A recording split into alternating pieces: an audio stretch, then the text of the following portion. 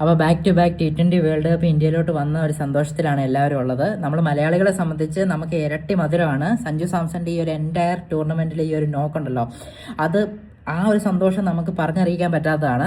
പ്രത്യേകിച്ച് അദ്ദേഹത്തിന്റെ ഈ ഒരു എൻറ്റയർ ടൂർണമെന്റിലെ കുറച്ച് റെക്കോർഡുകളുണ്ട്. എടുത്തു പറയേണ്ട റെക്കോർഡുകൾ എന്ന് പറയുന്നത്, ഈ ഒരു എൻറ്റയർ ടൂർണമെന്റിൽ സഞ്ജു സാംസൺ അടിച്ചു കൂട്ടിയ 321 റൺസ് എന്ന് പറയുന്ന ഒരു സ്കോറാണ്.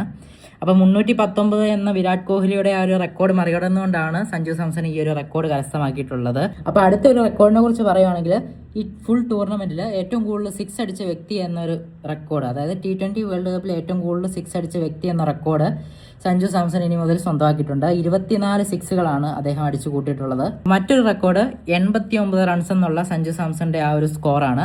അപ്പോൾ ഈ ഒരു 89 റൺസോട് കൂടി T20 വേൾഡ് കപ്പ് ഫൈനലിൽ ഏറ്റവും കൂടുതൽ റൺസ് അടിച്ച വ്യക്തി എന്ന ഒരു റെക്കോർഡ് സഞ്ജു സാംസൺ ഇനി മുതൽ സ്വന്തമാണ്. എടുത്തു പറയേണ്ട ഒരു കാര്യം, ലാസ്റ്റ് 3 മത്സരത്തിലെ 3 ഹാഫ് സെഞ്ചുറീസ്, സെമി ഫൈനലിലും ഹാഫ് സെഞ്ചുറി നേടിയ 2 പ്ലെയേഴ്സേ ഇതിനു മുമ്പേ ഉണ്ടായിരുന്നുള്ളൂ, ഷഹീദ് അഫ്രീദി ആൻഡ് നമ്മുടെ വിരാട് കോഹ്ലി. ആ ഒരു ലിസ്റ്റിലോട്ടാണ് ഇനി സഞ്ജു സാംസണും എത്തിപ്പെട്ടിരിക്കുന്നത്. ഈ T20 വേൾഡ് കപ്പിൽ 199 പ്ലസ് സ്ട്രൈക്ക് റേറ്റോട് കൂടി 250 പ്ലസ് റൺസ് എന്ന സ്കോർ എത്തിക്കുന്ന ഏക ബാറ്റ്സ്മാൻ സഞ്ജു സാംസൺ ആണ്. ഈ റെക്കോർഡുകളെല്ലാം വെറും 5 ഇന്നിംഗ്സിന്റെ ബലത്തിലാണ് സഞ്ജു സാംസൺ കരസ്ഥമാക്കിയിട്ടുള്ളത് എന്നതാണ് ഇതിന്റെ ഏറ്റവും വലിയ പ്രത്യേകത. I kind of feel that all the pain and all the setbacks and all the disappointment in life and in career, if used in a positive manner, can be a really great strength in your life. So I think that's what happened and I'm very grateful.